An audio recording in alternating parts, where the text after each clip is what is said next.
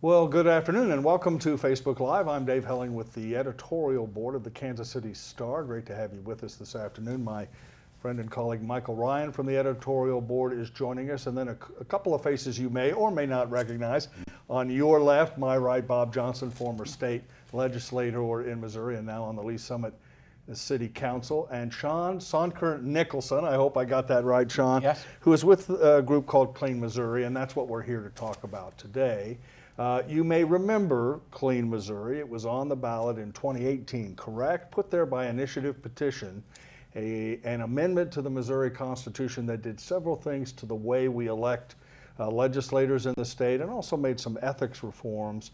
And if you thought that issue had gone away, you're probably wrong, or at least wrong for now, and we're here to talk to Sean and Bob about that. Sean, why don't you start? Remind everybody what Clean Missouri was, how it got on the ballot, and what it did or does in terms of the way we govern ourselves in Missouri. Yeah, so as you mentioned, Amendment 1, what became Amendment 1, came about because citizens collected petition signatures for about a year and a half. So 300,000 signatures were collected from all parts of the state to put an amendment on the ballot that would make our state legislature more responsive to the people back home and less dependent on partisan special interests. And it had a couple different parts. So it essentially eliminated lobbyist gifts. It got rid of, outlawed all expensive lobbyist gifts. It lowered campaign contribution limits. $5 cap on lobbyist gifts, right? $5 cap on lobbyist gifts. It required the state legislature to start following the Sunshine Law, and it reformed our redistricting process for our state house and state senate maps so that we have a process now that's fair, that produces fair results in a transparent, independent manner. So it was a multi-part issue, or multi-part measure that was put together in a 2-year campaign to do that. And it won big in November 2018. And then became a part of the Constitution. Became a part of the Constitution right after that. So what voters passed is now the law. So fair redistricting and fair maps are the law of the land now in Missouri. Amendment 1 passed by almost 2-to-1 margin, a pretty overwhelming mandate. It passed in every single state senate district, whether from here in downtown Kansas City to northeast Missouri where I grew up. So yeah, it was a big bipartisan win of Republicans, Democrats, and independents saying whatever is going on in the past, we can put that behind us, but there's a better, more representative way to be doing state government. We should point out to our viewers that Bob and Sean are both supporters of Clean Missouri and concerned about efforts to overturn it, which we'll talk about in a minute. But why do you think the margin was as big as it was, Bob? I mean, you've obviously, you know voters. You've been before them many times. I have a few times. 62% isn't a pretty amazing margin. And well, given the entire state. And Missouri really has different socioeconomic levels throughout the state and loyalties philosophically with all parts of the country. So, but it is a Republican state. Amendment 1 was seen as a democratic, quote unquote, thing, and yet it passed with 62% of the vote. I think people, your average voter, the real citizens that are throughout all of Missouri, they want to have fair representation. They want to have fair districts. A lot of people may not want to vote in August and November. They kind of wait and make their final choices in November, and so they really weren't having it because of the way the state's been redistricted in the past. It seemed like one party over the other had a preferential treatment. So I think, yes, they wanted to have fairer elections, and they wanted to have the ethics issues that were in there too. There's no question about that. I think most residents, voters, maybe you agree with this, Michael, their eyes glaze over when you start talking about redistricting. That's exactly what I was just going to say. Well, go ahead. And so what I want to ask is, so what problems did Clean Missouri attempt to solve, and how is it solving it? So when it comes to the redistricting process, the maps that we have right now for the House and Senate, more than 90% of our elections now are not competitive in any sort of functional way. And a full half of our House and Senate districts only have one candidate on the ballot, one major party candidate on the ballot in November. So I know who my state rep's going to be as soon as filing closes because it's not a competitive district in South Kansas City. I knew who my mom and dad's state rep is going to be in April as soon as candidate filing closes because in Palmyra it's not a competitive district. And so that's just not a good way to... It's true for both parties, it's right? True for both parties, yeah. It's true for both parties, and what we've seen is a system that produces a result that protects politicians from voters rather than a system that says, hey, politicians, you got to go earn the trust and keep winning re-election, get rehired by your constituents. And so to Bob's point, we built a great big bipartisan coalition to get it done. So We launched with bipartisan support. We went and earned support from folks like former United States Senator Jack Danforth, who has been aggressive in trying to say, hey, like the extremism that has come to define modern political life is not a great way to be doing government. There's a better way. We went line by line with other former officials, current officials, and earned their support. I remember distinctly Senator Rob Schaaf from St. Joseph, and going through, he would call me every Thursday on his way back from Jefferson City, and we would go through the proposal line by line of, so tell me what this does, what's this about, like what if this happens, what if that happens? And that's how we earned the support of Republican officials, Democratic officials to make it happen. So the solution is how the maps are drawn, how districts are drawn, and by whom? Yeah, so the solution is a process that is more independent, that is not just run by political insiders, a process that is transparent with multiple checks and balances so that everyone can see the data that's used for maps and we can all know that we've got a fair shake. And it's a system that has rules that say, this is what a fair outcome looks like. These are rules to protect communities of color, to ensure partisan fairness, to encourage competitiveness, to keep districts compact and contiguous. Like, the system we had before didn't have very many guidelines at all for how maps got drawn, and now what voters have approved is a process with independence, with clear criteria to protect voters. Yeah, but it does seem, Bob, that Republicans, for whatever reason, seem more concerned about this new system under Clean Missouri than maybe Democrats are. Of course, you're a Republican. Talk to us about that. Why? You mean Republican legislators? Yeah, Yes. yes. I was asking because I think, and in the competitive nature of this proposal, our statewide officers, and the big winning statewide officers probably average 57% or so Republican, yet the legislative makeup is about 72%. So And that's that probably a little shows us heavy. what? That the districting system tilts toward one party. Is that And what has you're- it back, and I started some years ago, and when it was kind of the reverse of that. I actually served in the 70s, I hate to say that, when the reverse percentages were there. Democrat had supermajorities versus Republicans. And so, anyway, the long show, what we've come to visualize when we're talking about here today is that people want a competitive nature. They don't want this election to be over in April, as Sean mentioned, or certainly in August, the primary. They want to have a competitive election, I think most voters do, in whatever their districts are in November, which is the general election date. And that's why I think Republicans, wherever they were in Missouri, voted 62% of them voted for this. This phenomenon of incumbents of both parties around the country Yes. protecting themselves in the way they draw the districts, there's a movement to get away from that nationwide, isn't there? Yeah, I think that's totally true. So in 2018, there was the Clean Missouri Amendment that passed 2-1 here in Missouri. There were also nonpartisan redistricting systems that came from voters, that came from citizens, that passed in Michigan, a blue state that passed in Utah. Certainly not a blue state. There was also a coalition of folks that came together in Colorado that enacted a nonpartisan system. Ohio passed nonpartisan redistricting reform. It's been a movement that really grew out of what we saw around the country in 2011, where partisans of both parties tried to run up the score and lock in their victories in the 2010 elections. And so that's happened on the legal front. It's happened through citizen petitions. It's happened on a few different fronts. You do get the sense, though, Sean, that a lot of people in Missouri, and maybe other states too, believe, as I said earlier, that they sort of roll their eyes. They don't really understand how redistricting works or why it's important. But they believe ultimately that courts will protect their interests because they're nonpartisan, and Democrats and Republicans will try to get advantage, and then ultimately judges will say, no, this is the way the map has to look. What's wrong with that argument that if we just go back to the old way we do it, the judicial system will protect some, and not just in this state, but in other states, as you know, the courts have been heavily involved. Yeah, there was a lot State of courts particularly. There was a lot of optimism from 2015, 2016 that some of these cases that made it to the Supreme Court would put some outer boundaries on how extreme politicians could be in terms of trying to rig the system. So there was a legal challenge to the Maryland congressional maps that was drawn by Democrats to silence the voice of Republicans. There was a legal challenge that came out of North Carolina and Wisconsin. And what the Supreme Court said, which was really frustrating to this bipartisan movement, was it's up to the states. We're just not going to get involved, and so states will do it. What's incredible about that ruling, though, is that both Chief Justice John Roberts and Justice Elena Kagan, in her dissent, pointed to what Missourians had done at the ballot box. So John Roberts said, we're Look not going what to get Missouri- involved, yeah. but if you want a solution, look what Missouri citizens did. Like they said, hey, here's a better way that we want to do it. And what Kagan said was, yes, look at Missouri.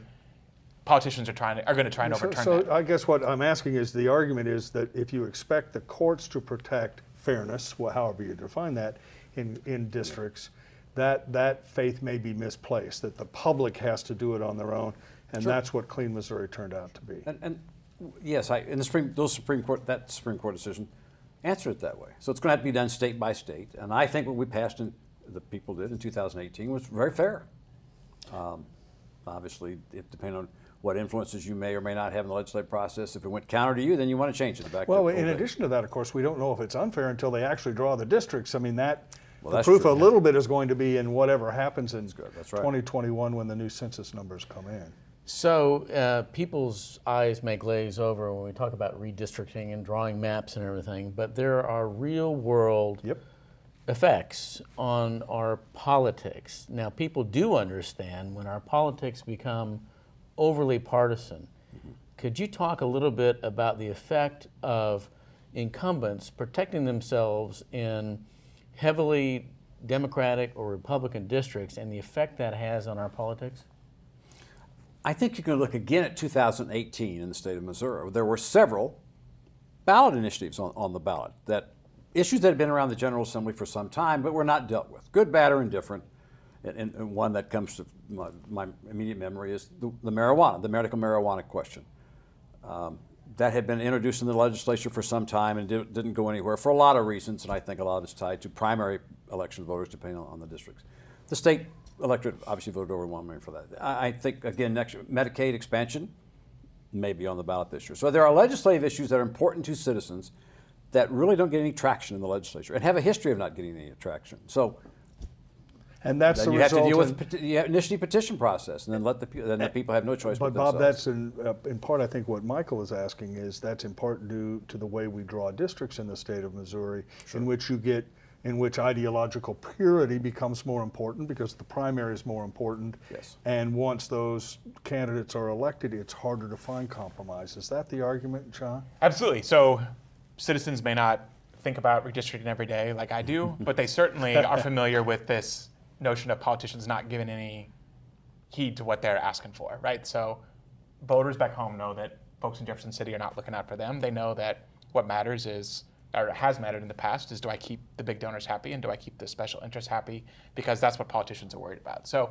yes, like the technical details, like some folks like, yeah, that's a lot, but they certainly understand what it's like to not be heard and not be part of listened it, to. the other part of it is, I think too, and you'll see this at the congressional level, is if you get a 60-40 district, which is a landslide, the 40% who are, feel like they're not represented at all, and I think that is reflected in some ways in the 62% margin, in which even Republicans and Democrats who are traditionally in the minority in different districts are saying, we want to at least be competitive, a chance to win, not a guarantee. Yeah, come earn but my a vote. chance to, because there is then a chance that my voice will be heard. Otherwise, because of this 95% reelection rate or whatever, I'm shut out. I mean, I think that frustration was clearly reflected in the 2018 vote.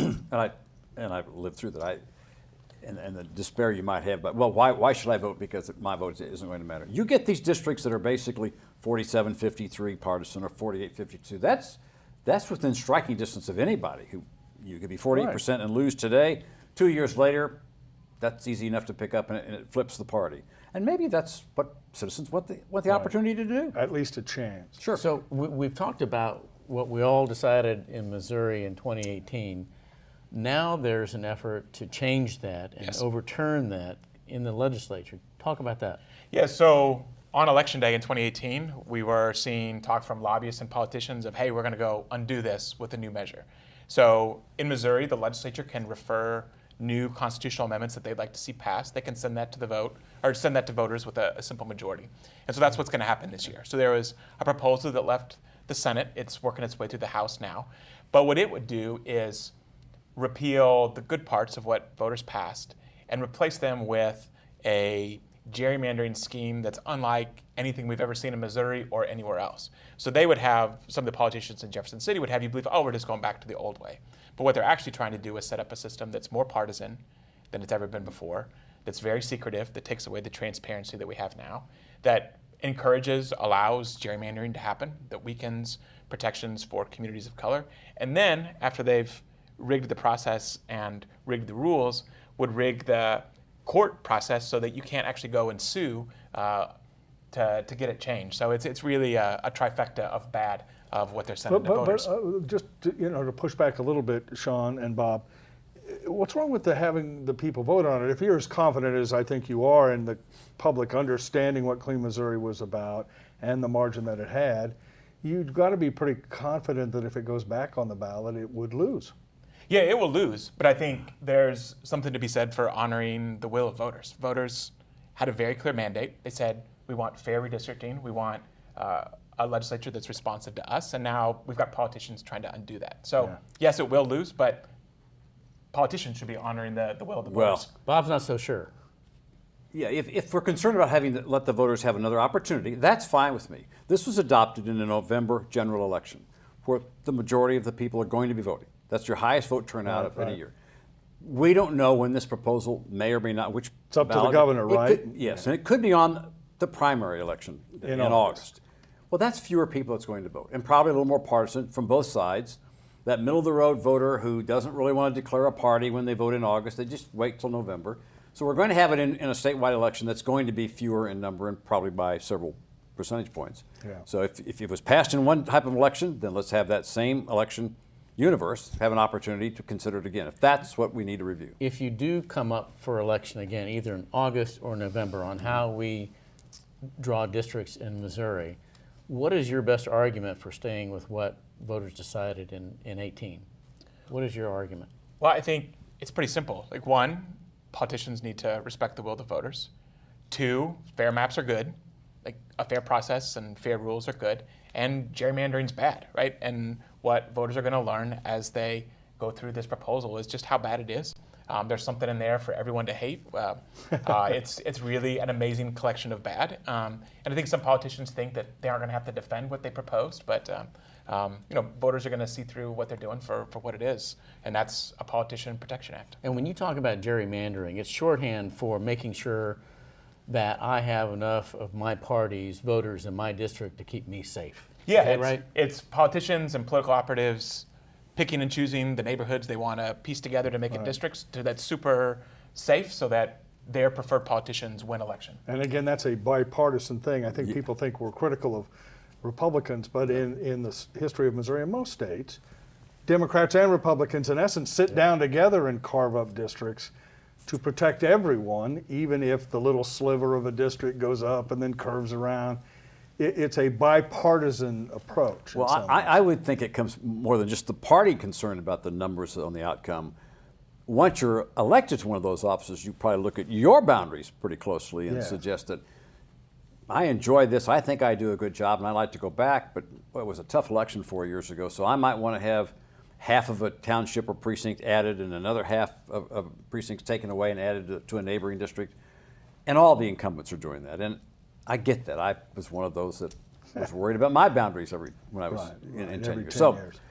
But it's bipartisan. That's right. It's to make sure we're just not critical of one party. No, the elected officials want to make sure that it's easier for them to get reelected. And I get all that. Is this an effort to depoliticize redistricting and how we draw districts? Yeah, so the rules that voters passed added independence and nonpartisan expertise to the process. So in the past, it had just been political appointees that were drawing the maps, and they were at the front of the line.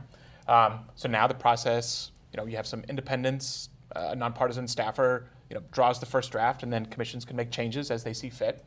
And no matter who draws the maps, there are rules in the Constitution now that protect voters, that say the outcome has got to be fair, that protect communities, that keep them together, and the data is all required to be part of, be made public, so that everyone, whether you're Republican, Democratic, newspaper, independent, anybody, litigant, can go and say, hey, this is unfair, I can see the data, and there's a more fair outcome. Right, but just so we're clear to the viewers, the Missouri Clean Missouri Amendment uniquely has elevated the idea of partisan fairness to a high standard so that it's one of the first things that a map, and it's not just contiguous and all these other, the standard, it says you've got to draw districts that have, based on data, some chance of being competitive. That's unique, really. I mean, these other states you mentioned don't really have that in there. Is that right, Sean? Yeah, so in Missouri and other places where there are no rules that say, this is what fairness looks like, the political actors get to decide what they want their outcome to be, and then we get non-competitive seats. And so what voters passed, it's a tiered set of priorities. And so the first and most important thing is you protect communities of color, so that there's not racial gerrymandering going on. That's a thing that both Democrats and Republicans have done, and that's important and intentionally first. Right. And then after that, you say that the entire outcome has got to be fair to both parties, so that no parties get an unfair shake. And then there need to be more competitive seats, as many competitive seats as possible, so that the electorate is responsive to what voters want. Bob talked about the 2018 elections. In 2016, there was a wave election in Missouri. Trump won big. Republicans won big statewide. There was no power changed in our state house or state senate. Like, nothing happened. So when that is the case, when you have a wave election of either party, there ought to be a corresponding wave in the legislative branch, and that just did not happen because everything was baked in and decided in 2011 and 2012. So that's third in line. And then you got to keep communities together. Districts have got to be compact. And so all those are taken together, and the end product is going to be much more responsive to voters. We'll of course see the fruits of that after the census 21. number comes in, and then the new districts are drawn. One other thing that we haven't talked about yet is also there are philosophies about who should be in a district. Is it a census representing the total population within the state, or is it which is now the case? Which is now the case, and it's in our Constitution. There are certainly some people in Missouri that believe that maybe it should just be registered voters that make up the district boundaries. And so therefore, and my concern living in a big suburban area, children wouldn't be counted for apportionment purposes. I'm not sure that's fair, but. And that's one of the proposals that's now pending if this goes back on the ballot later this year. Could be interpreted that way. And it would almost have to go on the ballot this year, right, guys? Because the 2021 is the census, 2022 is the new the new census maps is take 20. effect.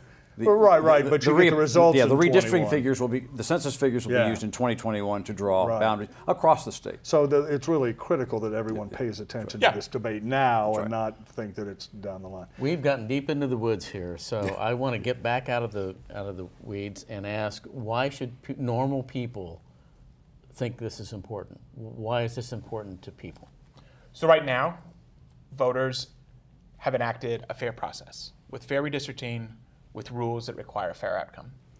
What politicians want to put into our state constitution is a rigged system that makes it so that politicians are protected, but voters don't matter.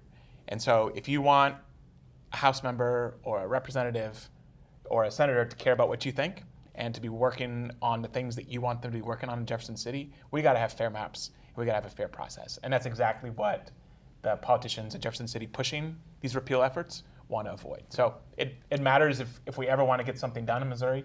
It's really, really important. We are about to the end, so let's wrap up with another sort of 30,000-foot question. And Bob, I'll turn to you first, because you served in the legislature. It does seem as if the lawmakers who are there now, and maybe when you were there, are upset or become upset at too much public involvement in lawmaking at the initiative and petition / constitutional level. You will hear lawmakers in the Clean Missouri debate literally say they didn't know what they were voting for. We know better than the voters kind of how this ought to work. Can you give us some insight into that? I mean, obviously there are smart people in Jefferson City, but there does seem to be this sort of cloud that comes over that says, well, we're smart, and it's not just on this issue, but issue after issue, we know more than the public knows. Am I missing something there? No, or is that? No, and I'm not sure why some members of the legislature are influenced to kind of ignore their independent views on something. But just if you're just an average legislator or even an average citizen, there must be a reason why we have constant initiative petitions on every ballot. I mean, just so that's a message. Medicaid expansion maybe coming up. And whatever, but we talk about marijuana. Yeah, counting the last 3 elections, that would tell a legislator that boy, I must not be doing something very well because they keep coming back with 5 different issues that we've dealt with here, but we didn't do anything with it. Right. So And Sean, as you know, there is some discussion, quite apart from Clean Missouri, of changing the petition process to make it harder to gather signatures, harder to pass constitutional amendments. So there does seem to be, I must say, pushback from legislators in Jefferson City, again, in some ways bipartisan, that says, let us do all of this and the public, you stay out of it. That has to be a little concerning or frustrating, maybe not. Yeah, it's terrifying, right? The way democracy is supposed to work is we pick our leaders. Our leaders don't pick us and sort us together. Like that's how we get good representative democracy. And they need to be worrying about what we're saying they ought to worry about, not just what a few special interests and big donors say. So we are in a very real fight about what Missouri is going to look like and what our democracy is going to incentivize and what's going to happen. And so the petition process, which is unique, not unique to Missouri, but it's, not every state has an ability to put things on the ballot by the people, and that seems to be under some pressure.